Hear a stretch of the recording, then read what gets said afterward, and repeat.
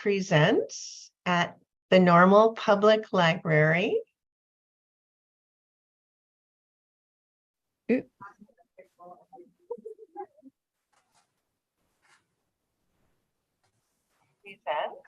at the Normal Public Library. Is she there?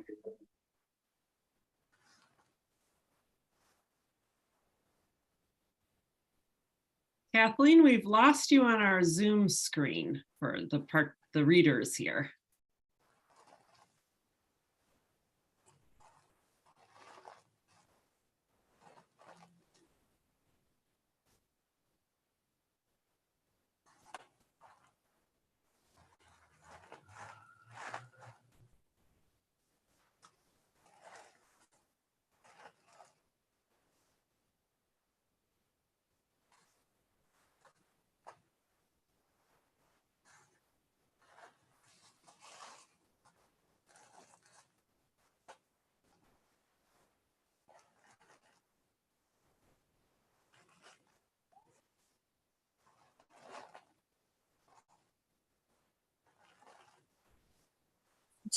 Technical difficulties, but I think we're going to get back on track here in just a moment.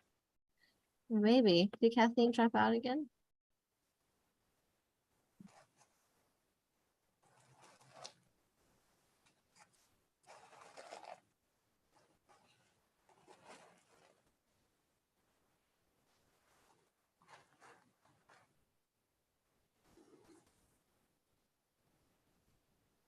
All right, we're gonna try one more time. This looks like she's coming.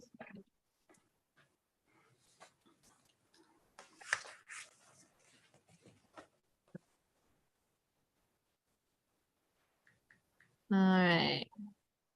Kathleen, can you hear me? Oh, sorry.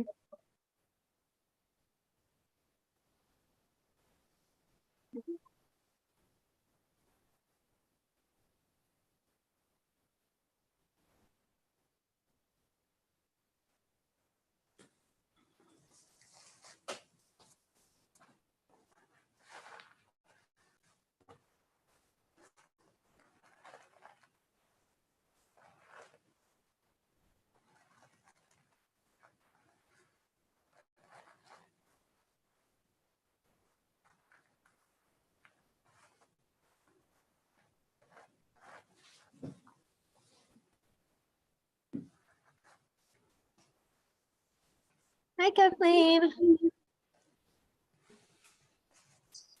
She's on mute. I don't know if she knows that.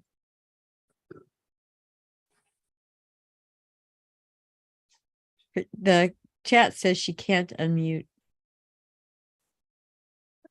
Oh, now you're unmuted. All right. I There am we so go. sorry, everybody. Everything started to go crazy at this end. But welcome to Poetry is Normal Presents at the Normal Public Library. It has been quite a day for me. I won't go into it. We're so glad that you're all here. I've been so excited about this reading. I want to thank Emily Kappen, who is in the Zoom room with us and monitoring this live broadcast. Already off to this glitchy start, but it's something at this end that I don't fully understand. But it's so nice to have you all here. Tonight, Poetry is Normal presents Kara Dorris and contributors to the anthology she edited called Writing the SELF-ELEGY. And I'm so excited to learn more about what that means and to hear this work. So what will happen is I'll introduce Kara, who is a poet who has read with us here at the Normal Public Library before, and we're so glad to have her back with us. I'll introduce her, and she'll introduce all of our readers, and we'll hope that we have some time to ask questions at the end. And if I disappear again, if the same thing starts happening, just carry on without me. I'm sure you'll have a wonderful time, and I'll watch it on YouTube later. Okay. So I'd like to introduce Kara Dorris, who's an assistant professor of English at Illinois College. and the author of When the Body is a Guardrail and Have Ruin Will Travel. She's going to introduce the contributors to the anthology she edited, Writing the Self-Elegy, The Past is Not Disappearing, Inc., published by Southern Illinois University Press in 2022. This is quoting from the publisher's website to let you know a little bit more about it. The self-elegies she includes in this anthology mix autobiography and poetics, blending craft with race, gender, sexuality, ability, and disability, and place. All of the private and public elements that build individual and social identity. These poems reflect our complicated present while connecting us to our past, acting as lenses for understanding and defining the self while facilitating reinvention. Wow, doesn't that sound interesting and challenging and exciting? I am so eager to hear more. Kara, Dorris, take it away. Thank you so much, Kathleen. And thank you to the Normal Public Library for hosting this wonderful series, Poetry is Normal. I just love that wordplay, and I love normalizing poetry because so many people think that it's, not for them. And I believe poetry is for everybody. And yeah, thank you to the 4 amazing contributors who are reading tonight. I am truly honored to get to work with them. And thank you all on YouTube Live for coming in and listening to us. I really, really appreciate it. I started thinking about self-elegy almost 10 years ago, so really long time ago, when I was finishing up my dissertation. And I was researching elegy, and I was thinking, wow, so many of these elegies actually are about the self and not about this other. And so then I went down that rabbit hole, and came up with the idea of self-elegy, which has only been mentioned by like 1 or 2 people. And then my advisor was like, you know what, you should do an anthology. And I was like, light bulb, boom. And then here we are almost 10 years later, finally. It started in 2015, and now it came out in 2023. So took a bit, but here we are. So yeah, I love self-elegy. For me, it helped understand myself, but it also helped me understand how my past has influenced my present. And before I talk about self-elegy, I really want to introduce the wonderful contributors and have them read self-elegies and talk about what it means to them. And then maybe at the end, we can wrap things up. So I'm just going to go ahead and introduce our 4 contributors, and then they each are going to take us away with beautiful poetry. So our first reader is Stephanie Height. She's a queer disabled poet, dancer, teacher, and co-director of Turtle Disco, a somatic writing space. She's the author of Psych Murders from Wayne State University Press and The Color She Gave Gravity from Operating System. And then we have Casey Judd, who I've been mispronouncing her last name for 8 years, but that's okay. She's been writing poems and stories since she was little. She's the author of Keeper, which won the Agnes Lynch Starrett Prize from the University of Pittsburgh Press, as well as the author of The Thicket, which was published in 2021. Next, we have Ann Kyer. Her essays have appeared in About Us, essays from the Disability series of the New York Times Disability column, the Kenyon Review, among other places. Her book, How Could I Say It Was Not Enough, won the Propel Poetry Award and is forthcoming from 9 Mile Books. And our last contributor is Rusty Morrison. She is the co-founder and co-publisher of Omni Dawn since 2001. Almost forgot we're not in the 20s, 2001. Her 5 books include After Urgency from Tupelo Press, The True Keeps Calm, Biding Its Story, and Beyond the Chain Link. Her new book, Risk, will be out in 2024 from Black Ocean. So I'm just going to take it away and let Stephanie start and read us some self-elegies. Oh, lovely. Thank you so much, Kara. And thank you to Kathleen and Emily at Normal Public Library. And I'm just honored to be with these fellow readers as well. So I am just going to start out with where I'm coming from. I am on Anishinaabe land in what is colonially called Ypsilanti, Michigan. And I love the disability culture way up for access. I'm just going to do an image description of myself. And I also love that Kara's anthology as an editor reaches and has so many people who identify around disability in the collection. So for an image description, I am a white, queer, disabled, cis woman, and I have a short brown bob with dangling earrings and a jacket that's turquoise and white with some plant friends in the background here. And just a short, before I begin reading, a brief content note. The pieces I'll be reading contain a murderer, which is a personification of suicidal ideation. They'll also mention suicide and psychiatric experiences. So I invite you to utilize your resources of breath, which I'm reminding myself to take a breath right now, of touch, to ground yourself in whatever way works for you. And also feel free to mute or shift from the screen. This will be a little less than 7 minutes. So just to take care of yourself. To answer the question of self-elegy, I'm going to just read an excerpt from the essay that is in the anthology that's called Murder Witness. So the pieces I'm going to read 2 pieces, are from Psych Murders, a book of hybrid memoir poems that documents my experience of shock treatments and shifts in and out of locked psychiatric wards and extreme bipolar mind states. So this time period was fraught with intense, relentless suicidal ideation. I wanted to find a way to share the complexity of living with the desire to die without resorting to straight narratives, and certainly without the rainbow arc of hopeful endings found in so many memoirs. So enter the murderer. So the murderer gave me a device to move suicidal ideation out of my body and into its own agency as a person, kind of a noir character with choices, feelings, desires. And in essence is often how suicidal ideation felt in my body-mind, like an intruder. The act of personifying suicidality gave me room to relate to and try to understand this character. The complexity within my love-hate relationship and mixed interior and exterior messages of suicidality became more apparent.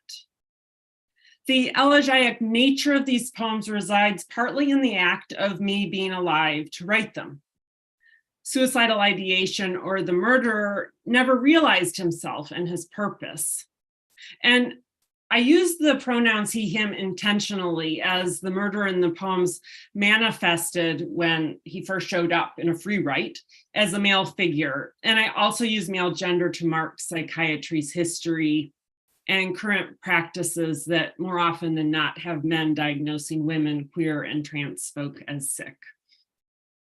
So in the form of self-elegy, I resonate with the idea of a part of the self dying. In this case, it's a destructive part of me. So unlike a traditional elegy where the writer is mourning the death of the subject of the poem, these self-elegies lean into the transformation and freedom enabled by the loss. These poems gave me the opportunity to reflect and heighten my awareness of my relationship with suicide. I think one of the most important things that self-elegy offers is the opportunity to witness. By personifying the murderer, I was able to better understand the motivations and the strange security for me provided by suicidal ideation. So these poems illustrate my shift from past self, dependent on my relationship with the murderer, to present self, where the murderer is no longer central. And yet the murderer still has me in his sights. Suicidal ideation is a much more common and frequent experience than many acknowledge. And the important part of writing these pieces was to convey for myself and readers that multiple futures, multiple ways of being, living, and thriving are possible. And this includes futures with the murder. I couldn't in good conscience conclude with a whipped cream topping of hope where the murder is completely out of the picture and the narrator's magically rid of, or it's a miracle cured. But this narrator is still here because of multiple webs of support from loved ones, peers, and even the very broken mental health system. So I'm going to read two pieces that are in the voice of the murderer. Murder defense. I need to make my case. She edits my entries and twists my story to make it fit her survival. I'm a good guy, not a stalker, not creepy. She is like one of those breakups where the person says, I never liked you to begin with. But she loved me, wanted the whole package. She pursued me, woke me up at all hours, crisis calls as if I was 911, when my work calls for the coroner, not CPR. She told me I was her last hope, back pocket plan. How is that supposed to make a guy feel? I just tried to meet her needs, held quick on the roller coaster ride she took me on, in and out of locked hospital wards where she never put me on the visitor list. I worried, binge watched hinterlands, took up smoking again, chewed my nails to the quick. Eventually, she'd be out, then apology texts. Would I meet for coffee, forgive her? Even for a job, a guy has limits. What I'm trying to say is I put up with a lot, stayed steady, kept her in my sights, didn't waver in my commitment or resolve, there for her, still.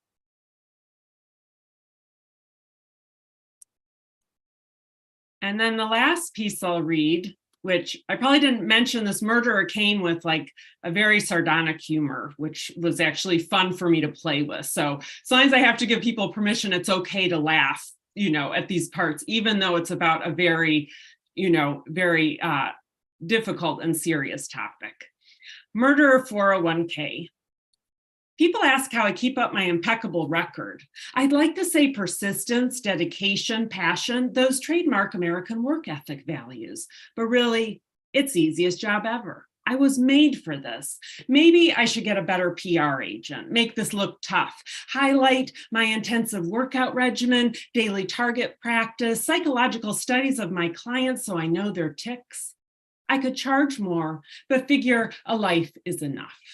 Some lives are worth more than others, but it balances out in the end. With such high demand and escalating suicide rates, I played with the idea of expanding employees, increased revenue, wider service offerings, but I prefer the control of my one-man murderer band.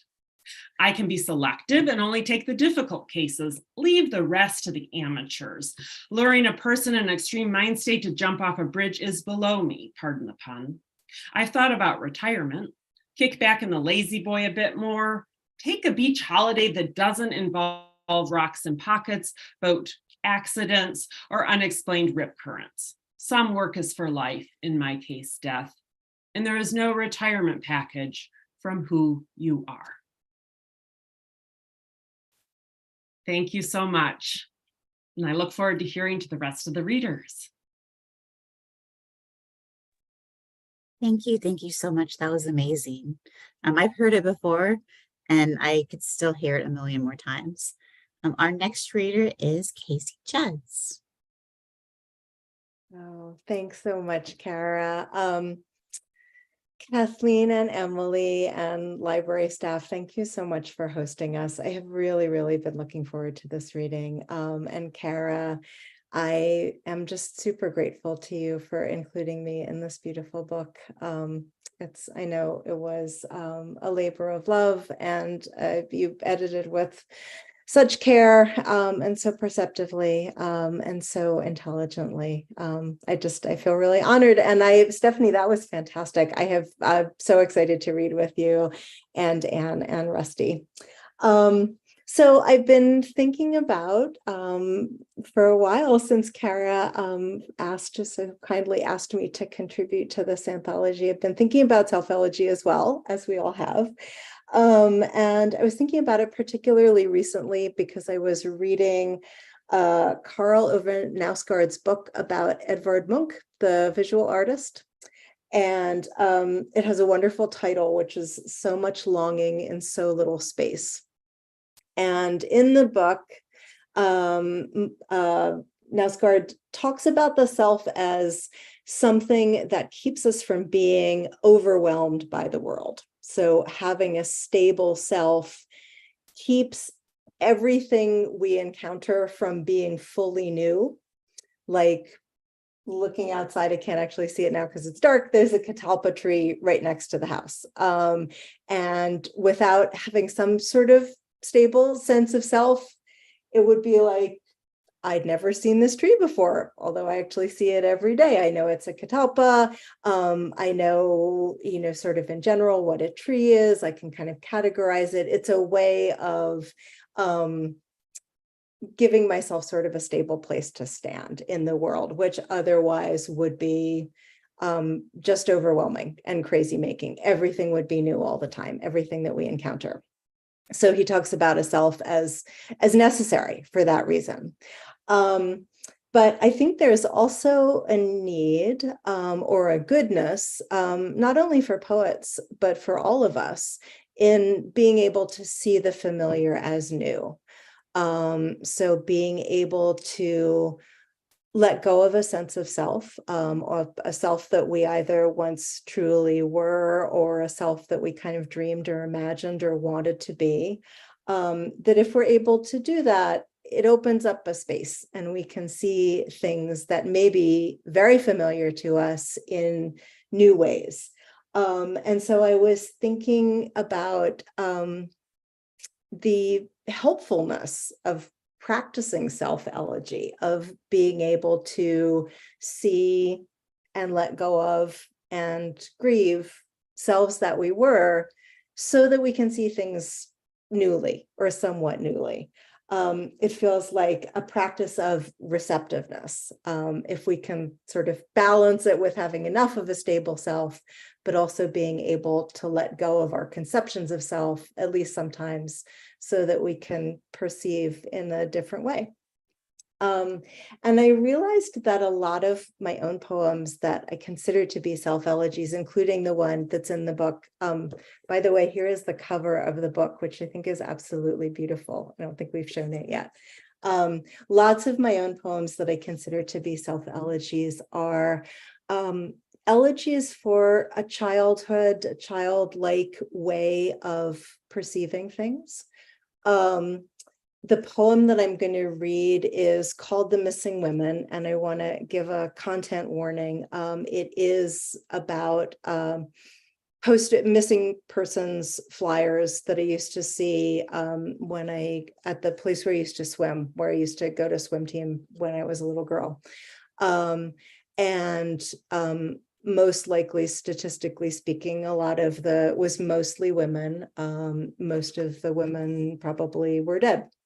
Although the child in the poem, which is me, doesn't understand that, doesn't have the adult knowledge or perception to be able to understand that. And the way that she understands is not factually true. So in a lot of ways, it's not correct, it's wrong. And yet it's also, I remember that it felt like a very true way of understanding to me at the time. So Stephanie gave a really beautiful, I thought, and really helpful list of practices that you could tap into if you want to listen to the poem, but feel like it might be difficult. And again, as she said, also feel just if it feels like this is not the right thing to listen to this poem, feel free to mute or to switch screens it's just going to take about 3 minutes to read, I think, or so to go, somewhere briefly and then return for the other poets. The Missing Women. The ones on flyers pinned outside the pool, papers curling in the chlorinated damp where I'd wait after practice for my mother, wait to be driven away. The ones I'd study over and over, names and faces and last seen wearing, the places they disappeared from. Days my mother came late, I couldn't stop staring, as if by looking hard, their stories would unlock. Blue shirt, bus stop, 1972. I carried them home, then back to the pool, up and down my narrow lane, the water clear all the way to the bottom, the slap and reach of arms and hands. Something missing in me, or something I missed, as every fall I missed the first leaves turning. So when I finally remembered, they'd already started letting go, their vanishing, tangling the air.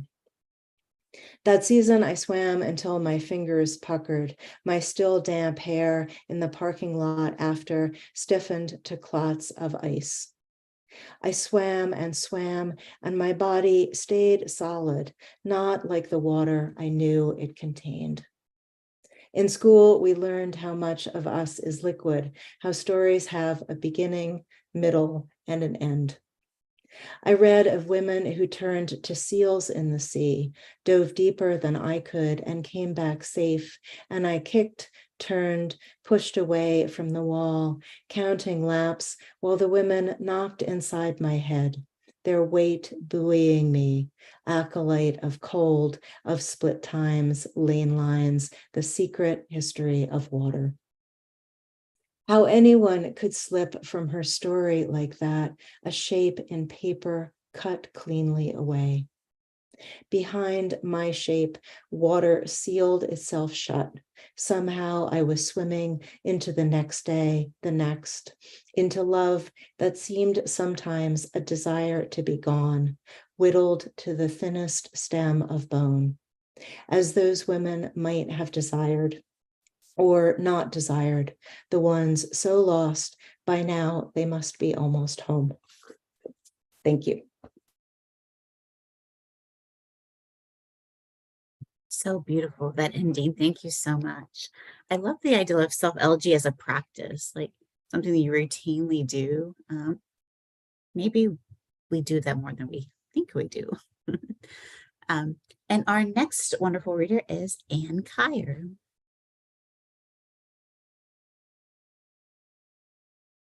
You're still muted, Anne. Anne, you're still muted. Can you hear me? Oh, there we go. All right. The latest technological challenge met and conquered. All right, so I am an older white woman in a pink sweater with a sort of unruly background with files and books, etc., and glasses which seem to be reflecting whatever the incorrect lighting is that I'm surrounded by. So this is what I'm going to do. I'm going to read to you, first of all, a very short poem that I wrote this morning, walking home from the grocery store. So that either means that it's a damn flash of genius or it's really bad. So it's sort of elegiac. And it's called Birthday Poem. I will be 78 years old on Saturday, a fact which stuns and amazes me, but is nevertheless true. This is called Birthday Poem. When you're old, your bones get brittle and your skin gets thin. Sin beckons, greed and envy, anger and sloth. Gluttony allures, heaps of shrimp and Loire rosé shimmer in a green garden where orange chrysanthemums sway. For company, a friend who doesn't say much, or an imaginary lion who grunts, shakes his mane, and roars now and then at my enemies. So, for better or for worse, that was what was on my mind this morning. Now I'm going to read to you from this wonderful anthology, which Kara really just looked after until it was birthed. The first poem, there are two poems in this anthology of mine. The first is called How My Body Mourns. And I'm going to read that. And then, since I'm so lousy at talking abstractly, I'm just going to read a little bit from the prose that I wrote for this about my thoughts on self-elegy.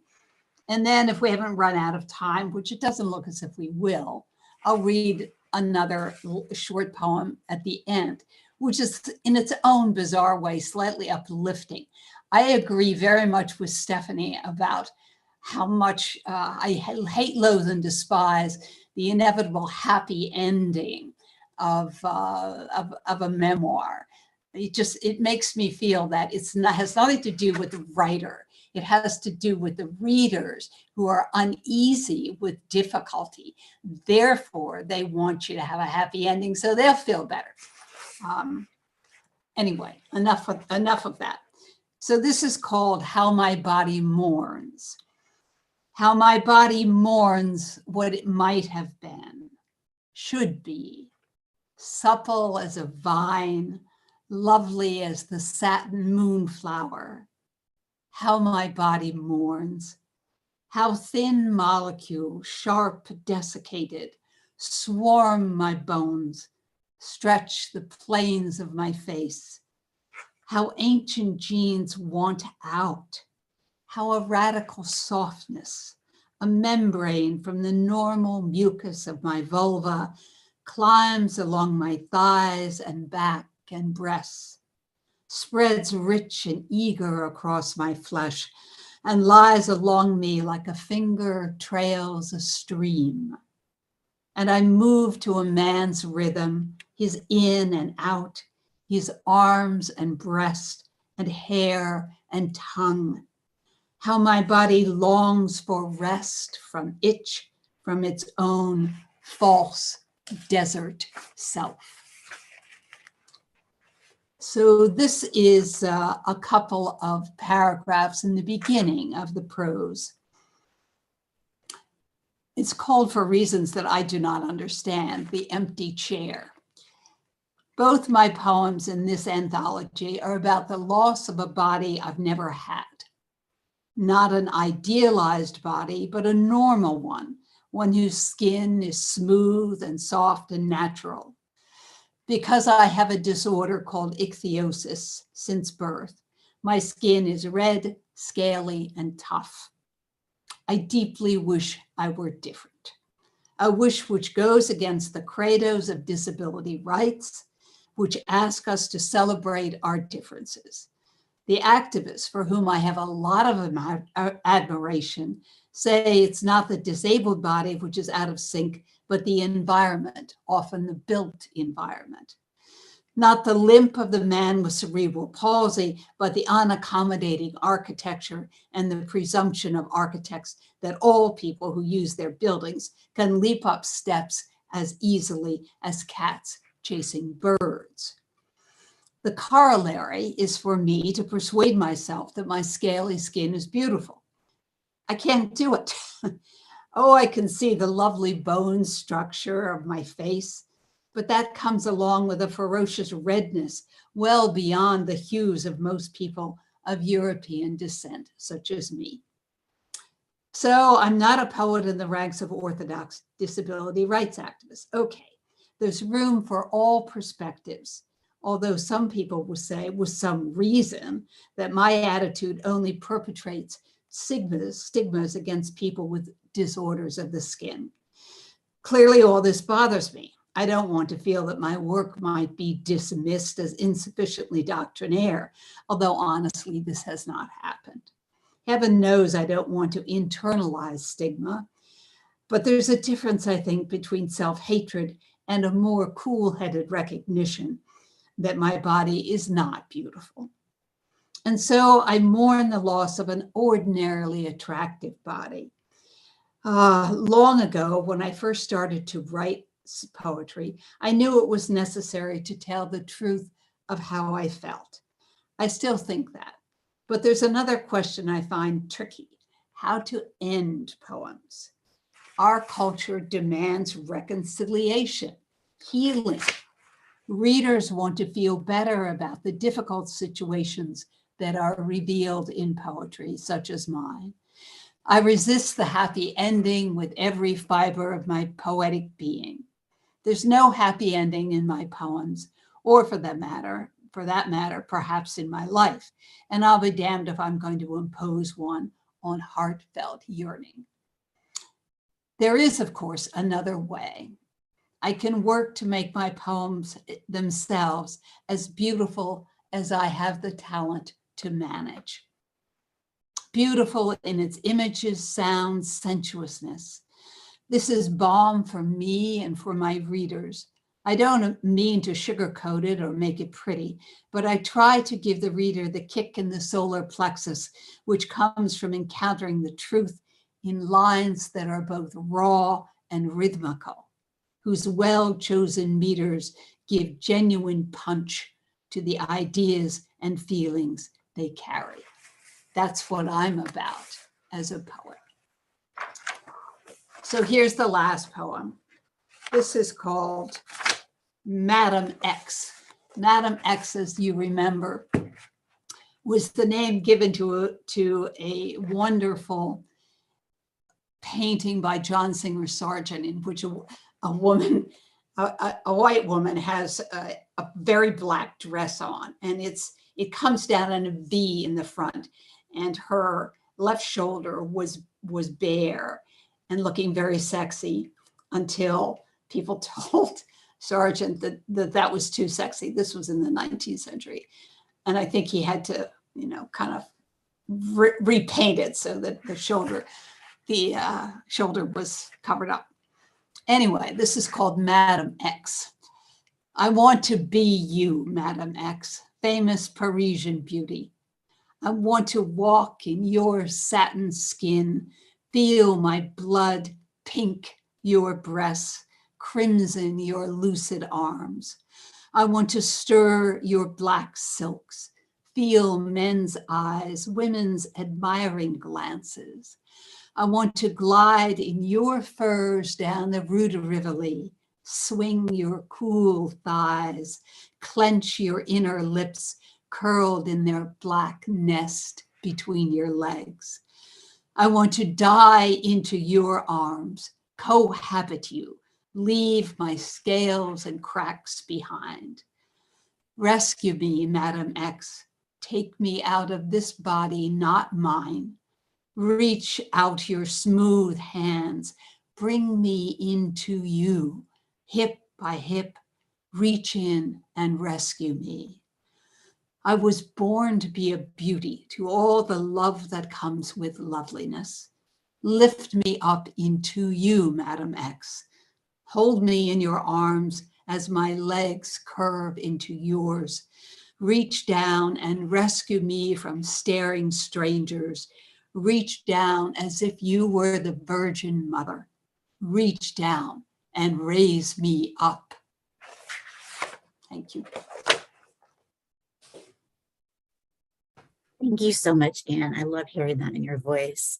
I think mourning the loss of a body I never had is one way that got me into self-elegy too. So I really love the fact that you included that in your essay. Our last reader is Rusty Morrison. Has this beautiful line in one of her poems called Pigment from the Past, It Never Dries. And I tried really hard for that to be the title of the anthology, but the press didn't want to privilege one contributor over another, but I really wanted it to be the title. And it was the working title for about 5 years. So without further ado, Rusty Morrison.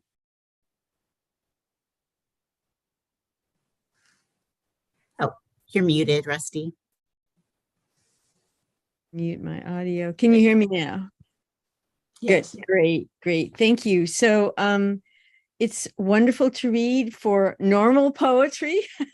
Kathleen and Emily, thank you. Kara, there's no words for me to thank you for this process, for how self-elegizing has, once you introduced the idea to me, it has constantly reformed itself, re-elegized itself. And so I'm immensely grateful. And it's a thrill to read with Casey and Stephanie and Anne. So I want to start by reading a little bit of the essay that I wrote, because I too would rather directly read from the essay rather than try to ramble on.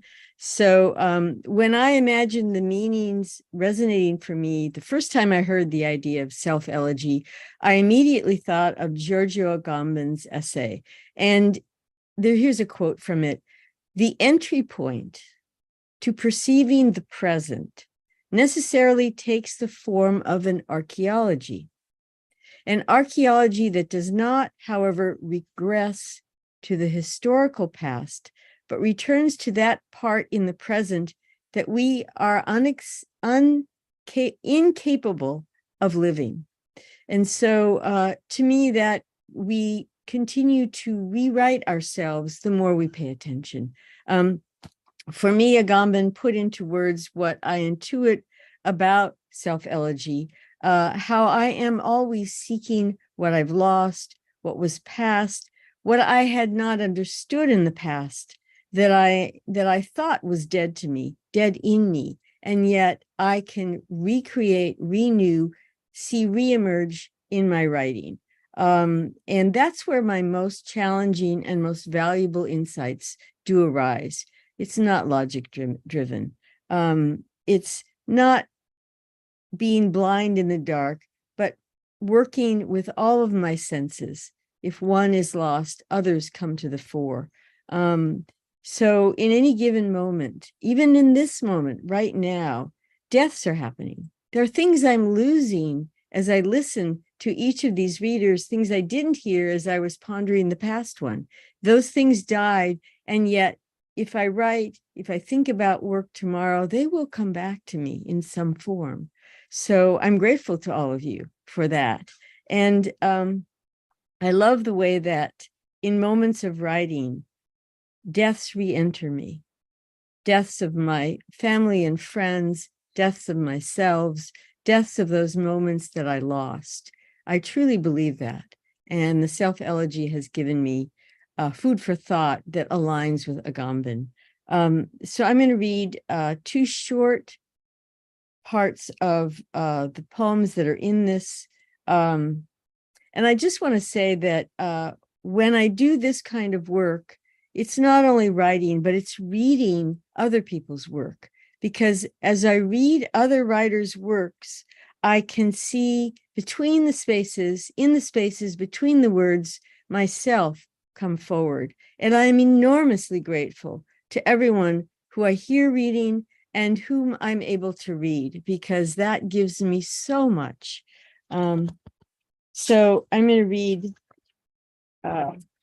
two parts from the first poem in the collection, which begins with a quote from Cees Nootboom, which I have looked up so I can say it correctly. And the quote is, "Keep your face to yourself and you will remain blind." We know that groundwater seepage can occur sometimes hours, but sometimes only minutes before an earthquake happens. Any leak might be an opening of disaster's artery. Each might be so narrow and colorless that they require the looking's eyes, exquisite intuition to be seen. Outside my bedroom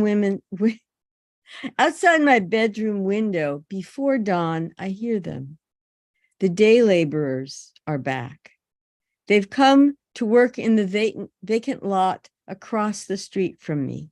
First, they're sifting gravel from larger rocks, and then they're sifting sand from that gravel. I learn from hearing this how to sift from my listening a vigilance like yours that is astute. Vigilance will be useful to apply to all the listening I do throughout the day, listening that I don't always let myself hear. I'll keep my curtains closed to daylight. I stitch them myself from a linen of the quietest color, so that the least sound in my bedroom would find in them a resonance that could make the dark respond to the hue of every shadow that is cast by my breathing. 2. In order to warm my hands in bed on a cold evening, I reach under my pajamas to hold my breasts. The chill from my hands is uncomfortable at first, but I will myself to hold on to myself. Then I feel how the sense of touch moves from volition by increment to seek what is hidden behind my more obvious sensations. Outside my bedroom window, I watch one narrow, long-reaching branch replace what is the more obvious horizon. Okay. Thanks for listening.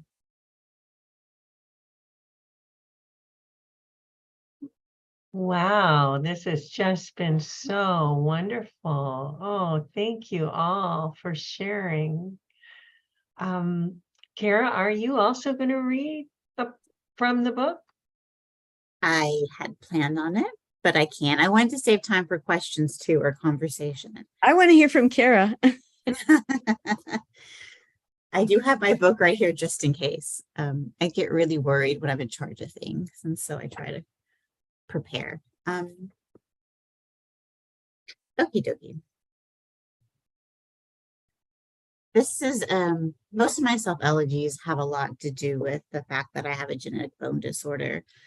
And so much of society is very ableist, right? And if you don't have like the quote unquote normal, typical body, then oftentimes you're considered less than. And no one, and growing up, I had a hard time articulating this feeling, although I felt it very deeply through various experiences. So here is just one poem about wisdom. And by wisdom, I mean failure. It's called For and Against Wisdom. I am failing everyone who loves me, especially the ones with tumors. I'm failing the way cowards fail, running away and wishing. I'm failing the natural order by adding sugar to blackberries and salt to tomatoes, by not becoming my mother. I am failing late night calls of pain and matching blue spider veins. You don't know, my mother says, but I do. We do it to ourselves, can't unlace like petals, so we close in, still water from stem, until dying weaves into living, all lace. And what is the body but a swimming pool for the drowned and drowning neural vines of memory? I'm failing implicit and explicit memory. I'm failing a metaphor. I'm failing my grandmother and her wish that I stay just the same, a good girl. I am failing the sky and everything that falls from it. I am failing wisteria and belladonna, rattlers and garden snakes. I am failing girl and woman, student and teacher. I will fail erasure, since there are some places, some people we will never be anonymous to. I will fail like the words Kara was here smeared on dirty windshields, like a car in a car wash fails its past. I will fail my shadow and stillness, and when I move on, I will fail movement. I will fail to know when enough is enough. I will fail this ending, this white flag, this tilled earth, and the next. Thank you. So yeah, I think a lot of everything I do is based on the philosophy that failure is a good thing, right? And that we learn so much, and failure changes us in a lot of positive ways. So, Kathleen, do you have any questions you want to ask, or anybody at all? And I'll also ask Emily to check, see if people have left any comments or questions at YouTube. So it looks like on the YouTube chat, there's lots of quotes that have been pulled out that people really enjoy. Lots of beautiful, lovely, beautiful readings. And so lots of good positive affirmations for all of our readers. I don't see any questions necessarily, but if anyone is in the chat right now and wants to ask some questions, please feel free to do so. But I think there's lots of thanks, from everyone in the chat. And so I think everyone really enjoyed it. And me, as my own personal participation as well, I also really enjoyed listening to everyone. It's been really wonderful. Yeah, I agree. One question for you, Kara. When you were soliciting contributions for this, were there particular prompts or questions that you posed, or did you allow everyone to interpret the self-elegy on their own? I was really interested in other people's ideals of self-elegy. I mean, even today in the anthology, I'm like, I still don't know what self-elegy is. I don't want to limit it by my definition. But I did offer my stuff and some prompts just to give like an ideal if people wanted it. But mostly I wanted to know about the contributors and other poets because I have so many questions about the self-elegy. One big one is, are all poems self-elegies? No. And I'm like, oh, I kind of think maybe yes. And so there's just so many questions that you can ask. And I wanted to hear other people's perspectives. Yeah. Would you say a little bit more about why you would think all poems are self-elegies? Right. I think one of the contributors asked that. See, I don't even think I came up with that myself. I think a couple contributors asked and wondered if self-elegy was even a thing, right? If we could call it different from poetry. And truthfully, I think of it as the poem's an artifact of who I was in the moment of creation. And once that artifact is quote unquote done and leaves me and goes into the hands of the readers, then it's no longer the me I was when I wrote it, right? Alice Notley talks about an allegiance to no moment, but one moment right here. And then once that moment, that thought is gone, it is just gone. And so she says we shouldn't have allegiance to tradition because each moment is like new. And so I think of it that way in a lot of ways, like each poem is me, but this poem I wrote, the wisdom poem I wrote, 10 years ago, and it's not really me anymore. I'm a different me, if that makes sense. Thank you. That really helps me understand that. And I relate it to learning about persona poems. You're inhabiting a character other than self, and then also seeing the I of the poem who might be closer to autobiographical as just a sliver, a slice of self, a past self. As Casey was saying, letting go of a self you were at one point. So trying to explain to students or sometimes to listeners of, well, yeah, I say I in this poem. And that was just me at this little moment, if seen like this. So yeah, we might be engaging in self-elegy even more than we realize just in the act of writing a poem. Yeah. Are there comments from contributors on that particular idea, question, or things that you want to ask each other, or things that you'd like to say about the anthology? I did have a couple questions that did pop up in chat, so I might go ahead and ask one of those. So the first question is, what advice do you have for young poets like myself to find ways to practice self-elegy? I am working hard on writing more colorful imagery. What are the best ways to get validation in our poetry? Nice. Anybody want to take that one, or you want me to take that one? For self-elegy, I think one of the easy is the wrong word, but one of my poems is called Advice to My 24-Year-Old Self. And so I like to do advice poems. And so I imagine myself at 24 And oh boy, what I didn't know, right? And how much different I am 20 years later or 18 years later, whatever. So I think if you want to do advice to your younger selves, that's an excellent way to engage in self-elegy. And then you can think who you were in the moment and how it contributed to make you who you are in the present moment. As far as imagery, just don't stare at a blank page. Find your favorite inspiration. I love surrealist art. I mean, I adore it. Frida Kahlo, Lenore Carrington. I love art. So the photos of Cindy Sherman, I go to those when I'm kind of image dry, and I always get really inspired by those very visual images. I think there was a third question, but I forgot. Stephanie. Oh, I think those are all lovely suggestions. And I was going to mention as well that one aspect of the Writing the Self-Elegy anthology that I love, Kara, that you included are writing prompts after each person's. So that could be a really fun way. And as far as your question about validation as a poet, I would encourage community.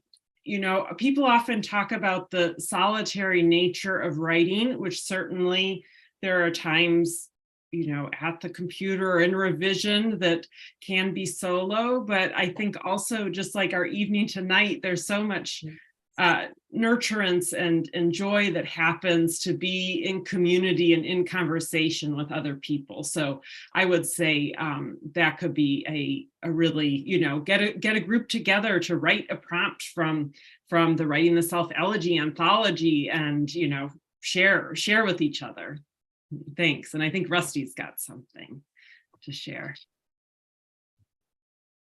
I wanted to sort of piggyback onto that and say that after Kara asked us to write prompts for our elegies, I thought this is a terrific idea. So after I've written a poem that I feel pretty good about, I write myself a prompt.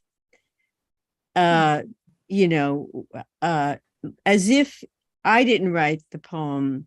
You know, these are some writing prompts someone might give me. And those often allow me to create a series of poems or branch off in an entirely new direction. So thank you, Kara. Kara. I'll add to that. I'll add to that. Can you hear me? Yes, you can? Yes, yes. Okay. I agree absolutely with what other people have said. It's so important for young poets to hang out with other poets because, you know, I mean, you got to have people who are saying that, yeah, this is a really important thing to do. So that's number one. You know, find out wherever you live online, you know, meetings up or bars or wherever poets hang out. The other thing, God forgive me for saying this, because maybe you do know how to do it, but learn how to scan. I tried to teach my students about this. Iambic pentameter is a real thing. and all of the other ways in which rhythm in English, if you're writing in English, is inherent or can be crafted into your poems. It's easy to find online. There's some. Mary Oliver has a wonderful book about poetic craft. She herself is a great poet, Mary Oliver. Check it out. If you learn that, you know, it's like being a painter and needing to know what the tints are and the shades and in your paints. You need to know the basic materials of your craft. Thank you so much for that good advice. We're going to be leaving pretty soon. I don't know if Emily had one more question from the YouTube chat to ask of us. And it looks like, Rusty, do you have a further comment? To add to what Anne said, which is terrific. Annie Finch is an amazing woman who writes in many different verse forms, and she has so many terrific books about listening to the inner muse and allow all of the different kinds of syncopations and learn them, and then read with them, read from them, write into them. So as you recommend, Mary Oliver, thank you. I recommend Annie Finch. Great. Great, thanks. Yeah, that's great advice, and listening closely to the world and looking closely at the world, all kinds of paying attention. I know Mary Oliver would say that too. Well, I want to thank you all for being here tonight. This was just wonderful. Thank you. I feel like I've learned a lot, and you've inspired your listeners. And it was just wonderful to have you as part of Poetry is Normal Presents. We do something every month. We either have a special event like this in person or online, or we alternate it with an open mic. And it's great to have poetry at the public library. Thank you all so much for being here. The library is actually closed now. The rest of us are at home, but I'll say goodbye and thank you again for being here. Thank you so much for having us. Thank you. Thank you. Thank you. Okay, bye-bye. Bye. Thank Bye. you so Thank much. you so much. Thank Thank you. you. Good night, everyone. Good Good night. Good night. Good night. Thank you. Good night. Night, Dan. Good night, Ona. Hi, Anne. That was lovely. Bye-bye. Bye.